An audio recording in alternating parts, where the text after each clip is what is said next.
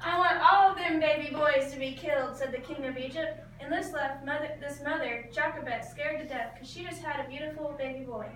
And when she heard this awful news, she decided she had to hide her baby to make sure he was healthy before she sent him on his way. So 3 months passed, and she took care of the baby, and then she put him in a river because she had to send him somewhere so he wouldn't be killed. And she told her daughter, she said, "Miriam, I want you to go and follow your baby brother and find out where he goes and come back and tell me. Make sure he's okay." So Miriam did just that. She followed her baby brother in the river up to the king's house. And she saw that the king's daughter was actually playing outside with her friends, and they were running around the water, and she said, "Look, there's a basket in the river. Can you go see what it is?" She told her servant. So her servant ran down to the river, and she opened the basket, and there was a baby boy crying. And the king's daughter ran over there, and she opened it, and she said, "I want to keep this baby for me." And Miriam saw that all this was happening, and that was her baby brother. And she didn't want anything to happen to him, so she ran up to him and she said, Madam, I know a nurse who can take care of that boy for you. Can I take him back to the nurse, please?" And she said, "Yes, do just that, and then bring him back." So Miriam brought her brother back to their mother, the nurse. And this gave the mother more time with him and gave her sister more time with the baby boy. And as he grew up, then Miriam had to bring her brother back to the king. Although this was hard, it was okay because when she brought him, the king's daughter made him her son, and he became the prince of Egypt. So now he's not some boy that wants to be killed, he's the prince of Egypt. And then, after he became the prince of Egypt, she named him Moses because she drew him from the water.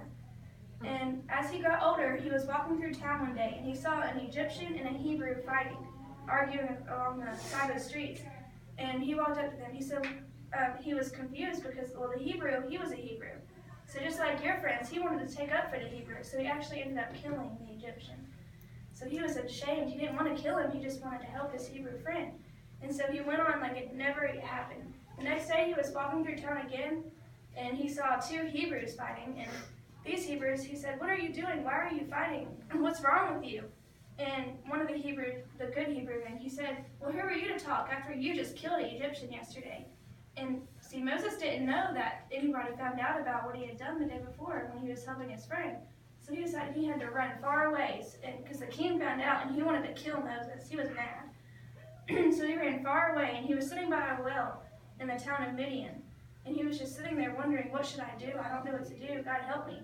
And he didn't know that the king of Midian had 7 daughters, and they were coming to the well to get some water to feed their flock and water their flock. And as they were coming, they got in trouble with some shepherds, and the shepherds actually got in the way of what they were doing, and Moses stepped in and helped them so they were able to get the water that they needed. So when the daughters went back to their father, he asked them, he's like, "Why are you home so early? It should take you longer than that to go fetch water and water your flock and feed your flock." He's like, "What happened?" And they said, "Well, you see, Father, the shepherds got in our way and they weren't going to let us get any water. And this man, Moses, he helped us. He got in the way and he helped us and took care of us and helped us water our flock." And he said, "Well, go get this man and tell him to come to dinner with us tonight."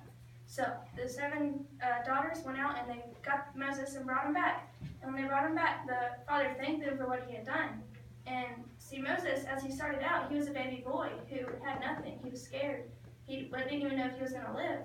And you see, God can allow certain things to happen to us, and he can allow bad things and scary things to happen, but if you trust God and you do what he wants, he will reward you, and he'll give you what you need. And now Moses, after they went to dinner, the king of Midian, he gave Moses permission to marry one of his daughters.